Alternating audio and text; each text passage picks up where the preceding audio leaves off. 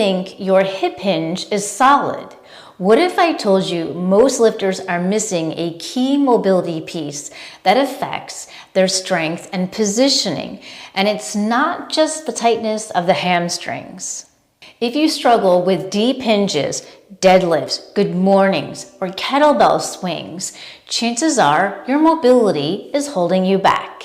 And today, we are going to fix that. You need a yoga mat and a wall.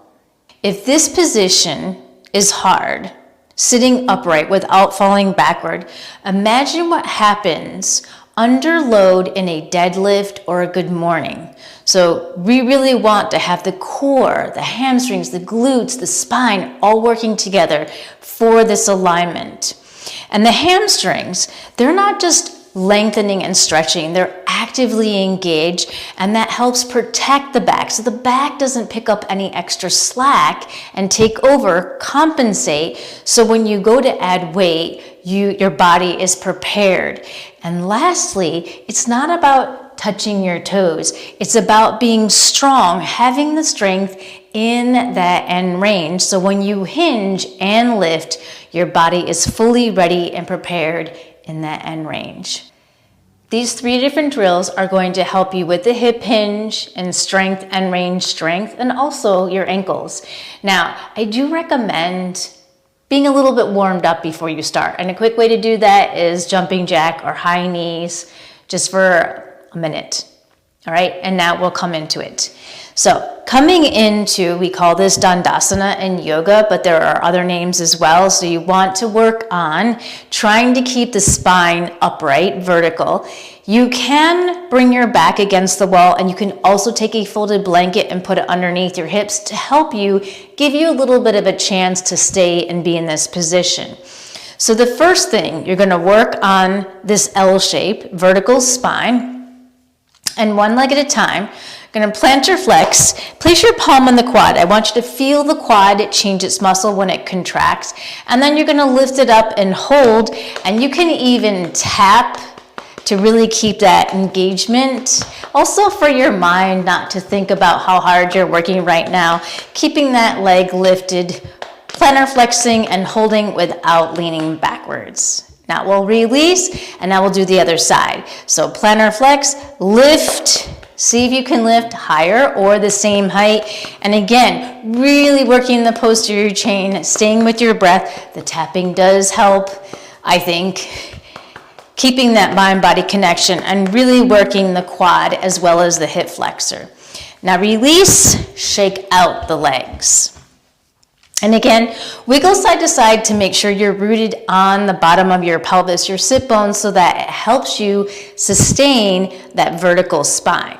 So we're gonna play with the ankles a little bit, but also think about the posterior chain. So your core is also working along with the legs and the feet. Now, I have to say, there is a way to cheat in this position, and it's having the toes come toward you. And I want you to just think about the tops of your feet and your toes in line together.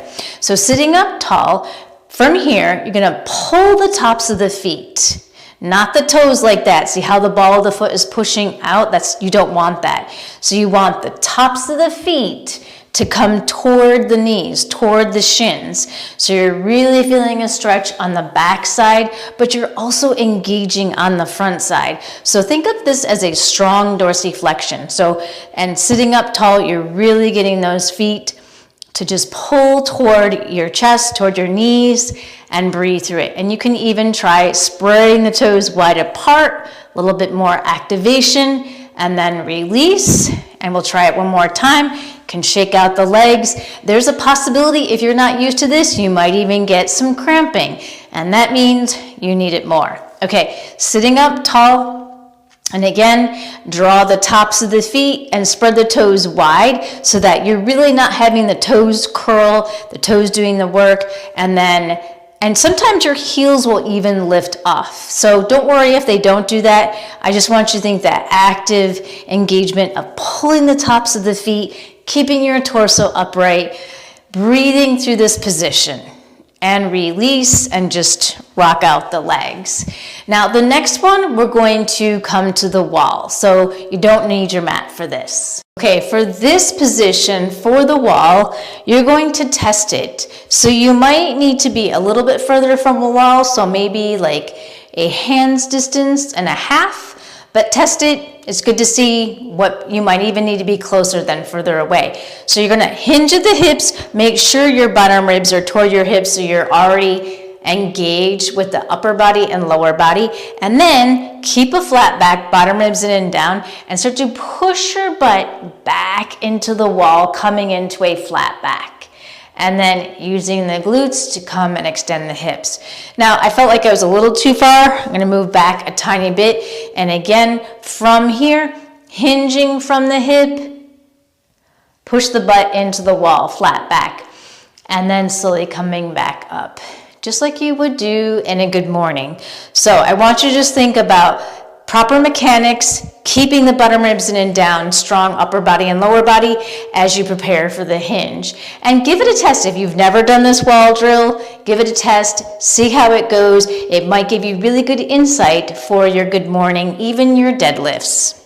Okay, so for this next position, you can test how much you need to be close to the wall, just so that you have the proper body mechanics and you're not rounding your spine. So I'm gonna be about a palm's distance from the wall, and I want you to think about your hip hinge. So standing tall and really feeling the grounding of the feet and the legs. Keep your bottom ribs in and down. That'll help protect your lower back and prevent the arching and the rib flare. So from here, you're gonna think about hinging from the hips and pushing the butt into the wall, and try and keep your legs straight. And then coming back up, squeezing the glutes. Again, keep the bottom ribs in and down, hinging from the hip, and then butt to the wall.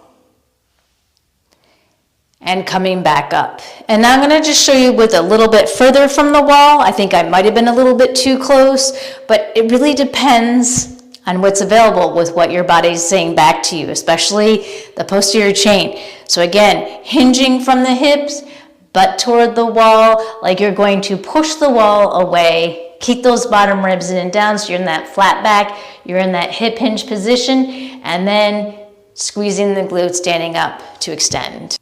This isn't just about flexibility. This is about strength in your end range. If your hamstrings and lower back aren't working together, your lifts are going to suffer. Hip hinge is a fundamental movement for deadlifts, good mornings, cleans, snatches, kettlebell swings. This tests your ability to lock in your spine while moving through the hip joint. Try these drills and drop a Y in the comments below, just the letter Y, to let me know you felt the difference. And for more tips and to crush your PRs, hit subscribe to stay ahead in your training. I'll see you next time.